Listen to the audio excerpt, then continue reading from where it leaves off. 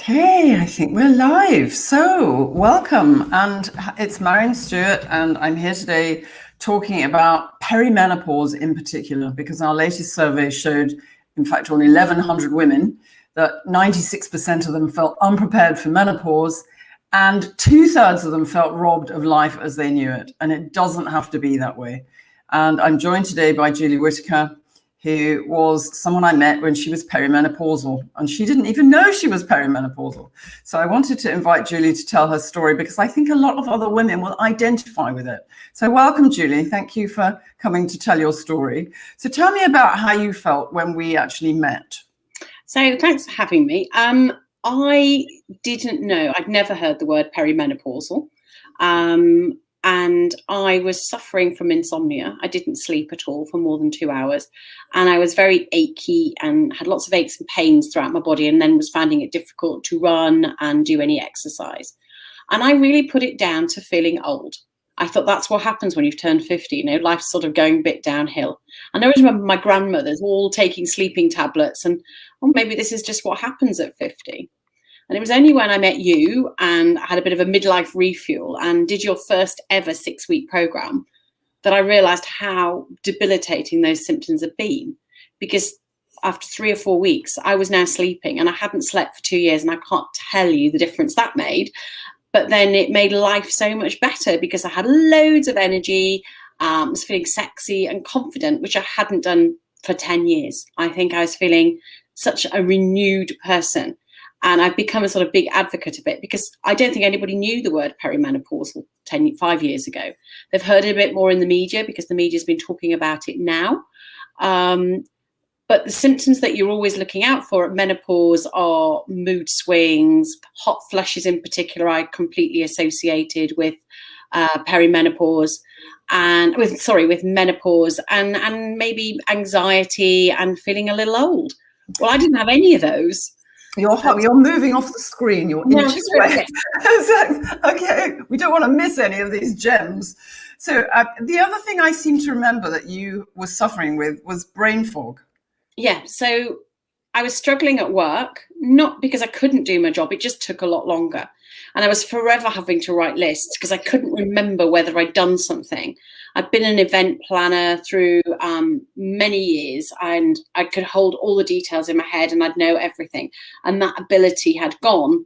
It wasn't that I couldn't do it, it just took longer. And that was one of the best things to get back. So yes, I came, the inside story is I then came to work for Marion, and I had to admit that I'd had brain fog for the first few months because I didn't realise I had it until it had gone. So it was always a little bit of a joke between the two of us. But yeah, I managed to do my job. So. Wasn't something you mentioned at the interview. And that's the thing, isn't it? Because we know from our workplace survey that, well, 84% of the women in the survey, which was on 1,000 women, said that their productivity was affected by their menopause for more than 8 days a month. And the big thing is they can't sleep, they lack concentration, they have brain fog, and they feel scared, don't they? And I think that's the thing, when you just feel like you're losing it. And now I think the surveys are showing that 1 in 4 women, including doctors, female doctors, are thinking of leaving the workplace or actually leaving. And that's terrible because this is the fastest growing sector in the workplace, isn't it? This age group.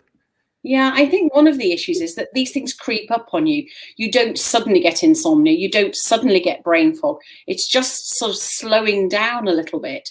And it's only when you get that renewed energy that you realise how bad it's been.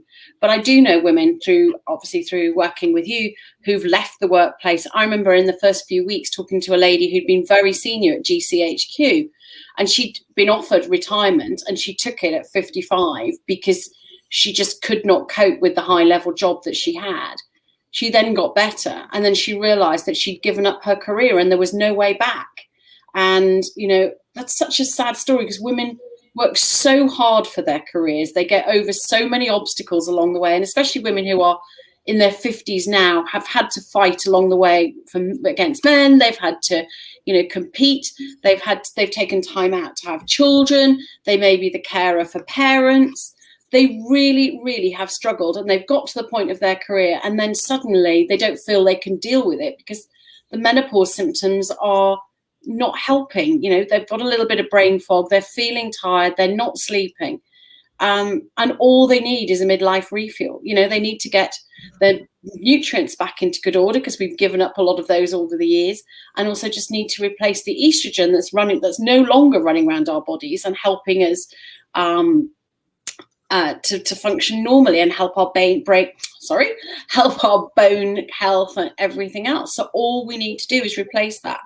I never wanted to take HRT. I wouldn't have taken HRT even if I was really bad. I know plenty of people who've had cancer from taking HRT, and that's not to say it always gives you cancer. I'm just saying I wanted to eliminate that factor. Even if I was one in the 4 in 1,000, I don't want to be one of that 4 when I could have avoided it. So I always wanted to find a natural solution, and your program fitted the bill completely. The thing is, though, it rolls off your tongue now because you've been around it so long, and you know that the research shows that women very often have nutritional deficiencies. In fact, the research shows that billions of women have nutritional deficiencies. It gets worse as you get older. And most women don't know that. And so they think that when they get to menopause or perimenopause, which is the 8 years leading up to menopause, they think it's the end of life as they knew it. And the other thing is that when the ovaries are no longer producing estrogen, or estrogen, as they call it on my side of the pond, you've got these empty receptor sites, and the brain doesn't get it. So it's trying to kickstart the ovaries back into function. And that didn't matter when we weren't living much past 50.